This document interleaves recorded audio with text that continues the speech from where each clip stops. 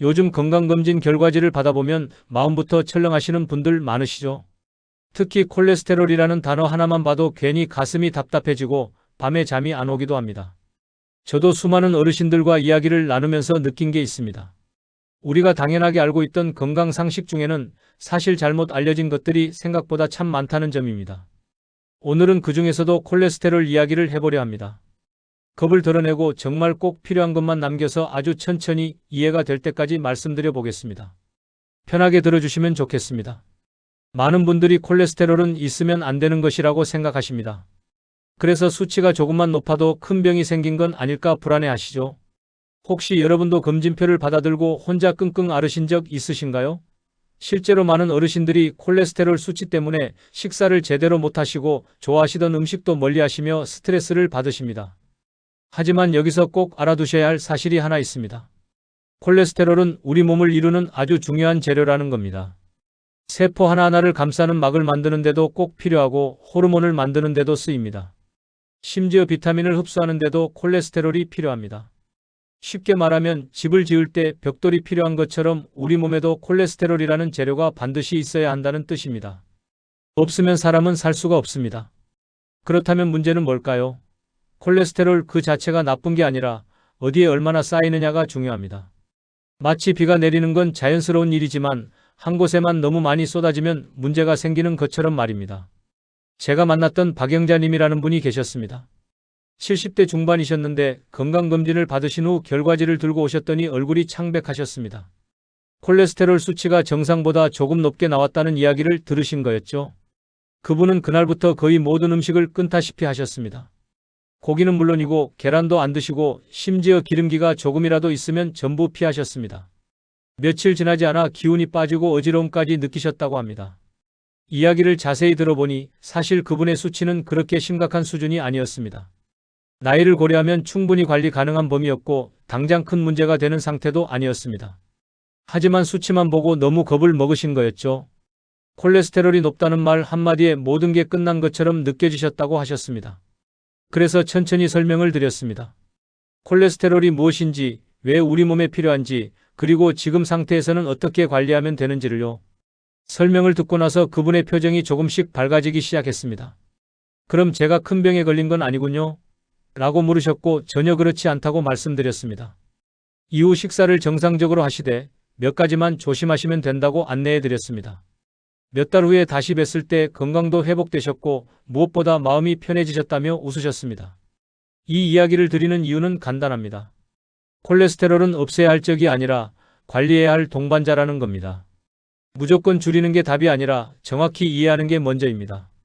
내 몸 상태가 어떤지, 지금 수치가 어느 정도인지, 그리고 어떻게 대응하면 좋을지를 아는 게 중요합니다. 다음 검진 결과를 보실 때는 숫자만 보고 놀라지 마시고 왜 이런 수치가 나왔는지 꼭 설명을 들어보세요. 의사 선생님께 이 수치가 제 나이에 어떤 의미인가요? 라고 물어보시는 것만으로도 많은 불안이 해소될 수 있습니다. 겁부터 내실 필요는 없습니다. 검진표를 받아보면 특히 눈에 들어오는 숫자가 있습니다. 바로 LDL이라고 부르는 수치입니다. 이 숫자만 높아도 나쁜 콜레스테롤이라며 걱정부터 하시죠. 혹시 여러분도 이 수치 때문에 밤잠을 설치신 적 있으신가요? 사실 여기에는 큰 오해가 하나 숨어 있습니다. 콜레스테롤은 다 같은 물질입니다. LDL과 HDL은 콜레스테롤의 종류가 다른 게 아니라 운반하는 역할이 다를 뿐입니다. 쉽게 비유하자면 같은 짐인데 어떤 트럭에 실려 어디로 가느냐의 차이라고 보시면 됩니다. LDL은 간에서 만들어진 콜레스테롤을 온몸 구석구석 필요한 곳으로 실어 나르는 역할을 합니다. 반대로 HDL은 쓰고 남은 콜레스테롤을 다시 간으로 회수해 오는 역할을 하죠. 그래서 LDL을 나쁜 콜레스테롤, HDL을 좋은 콜레스테롤이라고 부르는 건 사실 정확한 표현이 아닙니다. 다만 LDL이 너무 많으면 혈관벽에 쌓일 수 있고 그게 문제가 될 수 있다는 뜻입니다. 하지만 여기서 중요한 건 수치가 높다고 해서 무조건 병이 생기는 건 아니라는 겁니다. 제가 기억하는 분 중에 이런 경우가 있었습니다. 김철수님이라는 분이셨는데 68세셨습니다. 검진에서 LDL 수치가 높게 나왔다며 무척 걱정하셨습니다. 하지만 그분은 평소 생활 습관이 아주 좋으셨습니다.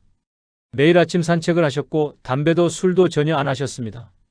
식사도 규칙적으로 하셨고 채소와 과일도 골고루 드셨습니다. 몸무게도 적정 범위였고 혈압이나 혈당도 정상이셨죠. 그런데 왜 LDL만 높게 나왔을까요? 자세히 알아보니 그분은 간 기능이 아주 좋으셨습니다.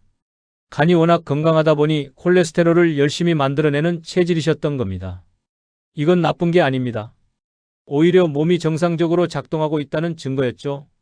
게다가 혈관 검사를 해보니 막힌 곳도 없었고 심장 기능도 아주 좋으셨습니다. 결과적으로 그분은 당장 약을 먹을 필요가 없었습니다. 지금처럼 건강한 생활을 유지하시면서 정기적으로 검진만 받으시면 충분했습니다. 처음에는 수치가 높은데 정말 괜찮은 거냐고 여러 번 물으셨지만 왜 괜찮은지 하나하나 설명을 드리니 점차 안심하셨습니다. 몇 달 후에 다시 뵀을 때 그분은 이렇게 말씀하셨습니다. 숫자만 보고 겁먹었던 내가 참 우습더라고요. 이제는 제 몸을 좀 더 이해하게 됐어요. 이 사례가 보여주는 건 명확합니다. 숫자 하나만 보고 병이라고 단정할 수는 없다는 겁니다. 나이가 어떤지, 평소 생활 습관은 어떤지, 다른 질환이 있는지, 가족력은 어떤지 이 모든 걸 함께 봐야 합니다. 똑같은 수치라도 어떤 분에게는 문제가 되고 어떤 분에게는 전혀 문제가 안 될 수 있습니다. 그래서 검진 결과를 볼 때는 이렇게 물어보세요. 이 수치가 제 몸 상태에서 어떤 의미인가요? 이 한마디면 충분합니다. 의사 선생님이 여러분의 전체적인 상황을 보고 판단해 주실 겁니다. 숫자에 휘둘리지 마시고 내 몸 전체를 보는 눈을 가지시면 좋겠습니다. 고기를 끊고 채소만 드시는데도 콜레스테롤 수치가 그대로라서 답답하신 분들 많으시죠? 이렇게 참는데 왜 안 내려가지? 라는 생각에 허탈하기까지 하실 겁니다. 혹시 여러분도 비슷한 경험 있으신가요? 여기서 놀라운 사실 하나를 말씀드려야겠습니다. 우리 몸의 콜레스테롤, 그러니까 혈액 속에 돌아다니는 콜레스테롤의 대부분은 음식에서 오는 게 아닙니다. 약 70에서 80% 정도는 간에서 직접 만들어집니다. 음식으로 들어오는 건 고작 20에서 30% 정도에 불과합니다. 그래서 고기만 끊는다고 해서 수치가 크게 떨어지지 않는 겁니다. 더 중요한 건 간에서 콜레스테롤을 만들 때 무엇을 재료로 쓰느냐입니다. 많은 분들이 지방을 먹으면 콜레스테롤이 올라간다고 생각하시는데 사실 간은 주로 탄수화물을 재료로 콜레스테롤을 만듭니다. 쉽게 말하면 밥이나 빵, 국수처럼 당이 많은 음식을 과하게 드시면 간이 그걸 가지고 콜레스테롤을 열심히 만들어낸다는 뜻입니다. 정말 그럴까 싶으시죠? 실제 사례를 하나 말씀드리겠습니다. 이순희님이라는 분이 계셨습니다. 72세셨는데 콜레스테롤 수치가 높다는 이야기를 듣고 나서 고기를 완전히 끊으셨습니다. 삼겹살도 닭고기도 생선까지도 거의 안 드셨습니다. 기름진 음식은 일절 입에 대지 않으셨죠? 그렇게 6개월을 참으셨는데 다시 검진을 받아보니 수치가 거의 그대로였습니다. 그분은 정말 억울해하셨습니다. 이렇게까지 했는데 왜 안 내려가냐고 하시며 눈물까지 글썽이셨습니다. 그래서 평소 식사를 어떻게 하시는지 자세히 여쭤봤습니다. 알고 보니 그분은 밥을 아주 좋아하셨습니다. 한 끼에 2공기씩 드실 때도 있고 간식으로 빵이나 떡을 자주 드셨습니다.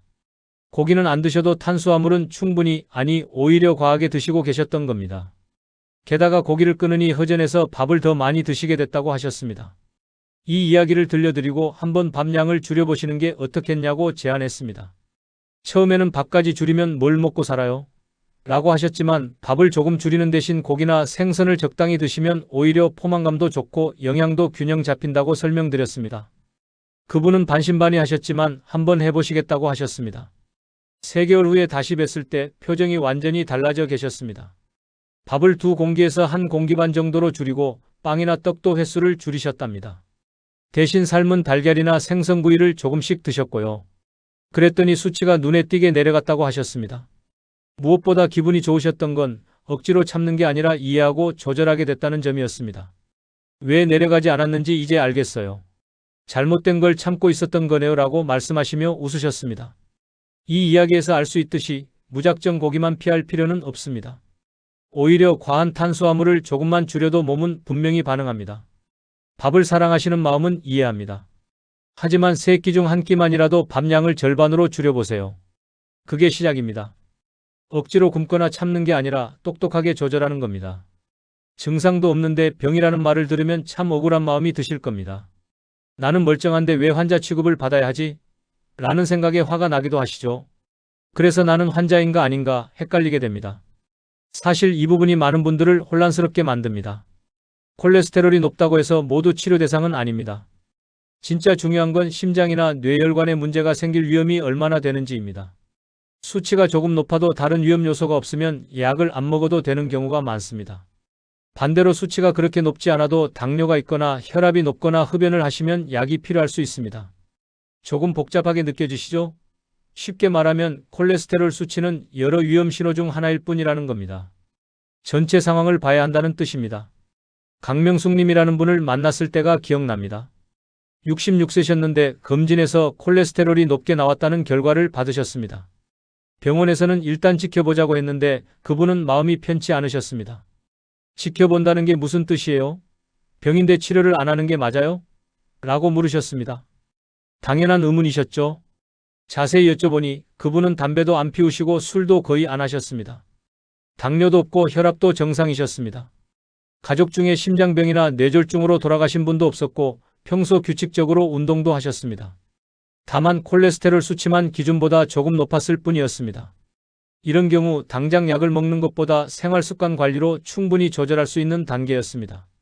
그래서 추가 검사를 받아보시길 권했습니다. 혈관이 막혀 있는지 심장 기능은 어떤지 확인하는 검사였습니다. 결과는 아주 좋게 나왔습니다. 혈관도 깨끗했고 심장도 건강했습니다. 의사 선생님도 지금 단계에서는 약이 필요 없다고 분명하게 말씀해 주셨습니다. 다만 정기적으로 검진을 받으면서 수치를 지켜보고 식습관에서 탄수화물을 조금 줄이고 운동을 꾸준히 하시면 된다고 하셨죠. 그 설명을 듣고 나서 그분의 표정이 한결 편안해졌습니다. 그럼 저는 환자가 아니라는 거네요? 라고 물으셨고 지금은 관리가 필요한 단계지 환자는 아니다고 답해드렸습니다. 이후 그분은 꾸준히 관리를 하셨고 6개월 후에는 수치도 정상 범위로 내려왔습니다. 약 하나를 먹지 않고 말입니다.